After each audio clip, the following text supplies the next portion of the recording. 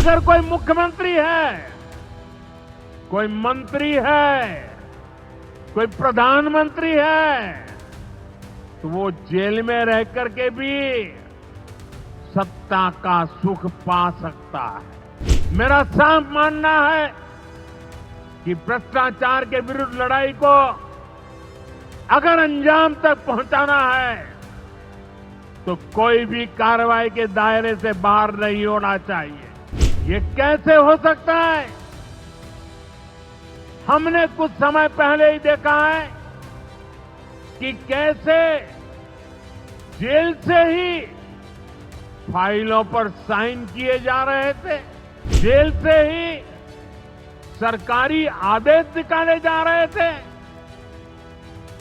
नेताओं का अगर यही रवैया रहेगा तो ऐसे भ्रष्टाचार के विरुद्ध लड़ाई कैसे लड़ी जा सकती है? आप सोचिए, आज कानून है कि अगर किसी छोटे सरकारी कर्मचारी को 50 घंटे तक हिरासत में रख दिया तो अपने आप वो सस्पेंड हो जाता है। भाई और बहनों, आपके आशीर्वाद से, देश के अटूट भरोसे के कारण साल 2014 में प्रधानमंत्री के तौर पर शुरू हुआ मेरा सेवा काल, ये सेवा काल निरंतर जारी है। इतने वर्षों में हमारी सरकार पर भ्रष्टाचार का एक भी दाग नहीं लगा। जबकि आजादी के बाद कांग्रेस की सरकारें जो 60-65 साल तक सरकार में रही है, उनके भ्रष्टाचार की लंबी लिस्ट है। आरजेडी का भ्रष्टाचार तो बिहार का बच्चा बच्चा जानता है। मेरा साफ मानना है कि भ्रष्टाचार के विरुद्ध लड़ाई को अगर अंजाम तक पहुंचाना है तो कोई भी कार्रवाई के दायरे से बाहर नहीं होना चाहिए।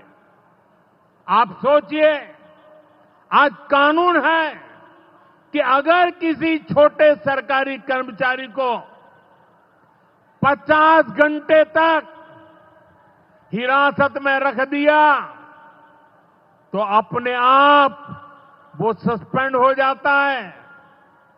ड्राइवर हो, छोटा क्लार्क हो, प्यून हो, उसकी जिंदगी हमेशा हमेशा के लिए तबाह हो जाती है। लेकिन अगर कोई मुख्यमंत्री है, कोई मंत्री है, कोई प्रधानमंत्री है, तो वो जेल में रह करके भी सत्ता का सुख पा सकता है। ये कैसे हो सकता है? हमने कुछ समय पहले ही देखा है कि कैसे जेल से ही फाइलों पर साइन किए जा रहे थे, जेल से ही सरकारी आदेश निकाले जा रहे थे। नेताओं का अगर यही रवैया रहेगा तो ऐसे भ्रष्टाचार के विरुद्ध लड़ाई कैसे लड़ी जा सकती है? साथियों, संविधान हर जनप्रतिनिधि से ईमानदारी और पारदर्शिता की उम्मीद करता है। हम संविधान की मर्यादा को तार तार होते नहीं देख सकते।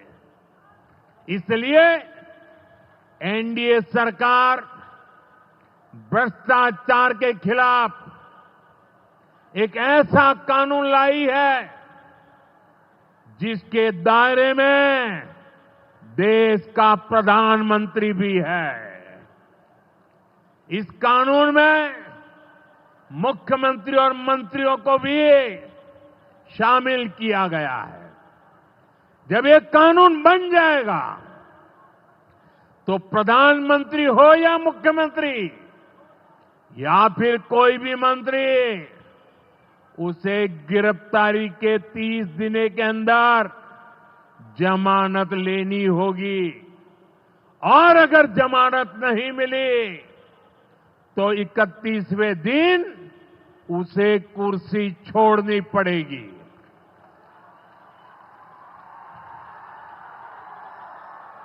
आप कहिए भाइयों, जो जेल जाए उसने कुर्सी छोड़नी चाहिए कि नहीं छोड़नी चाहिए?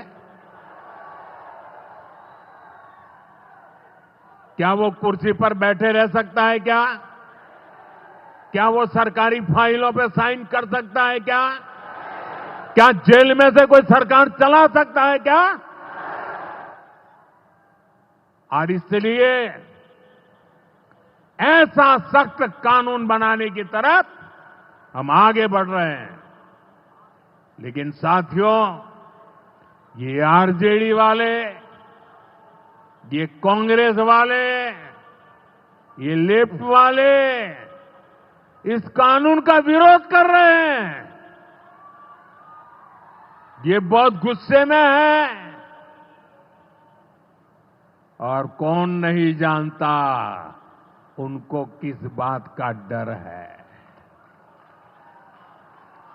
जिसने पाप किया होता है वो अपने पाप को दूसरों से छुपाता है, लेकिन खुद को भीतर से जानता है कि क्या खेल खेला है। इन सब का भी यही हिसाब है। ये आरजेडी और कांग्रेस वाले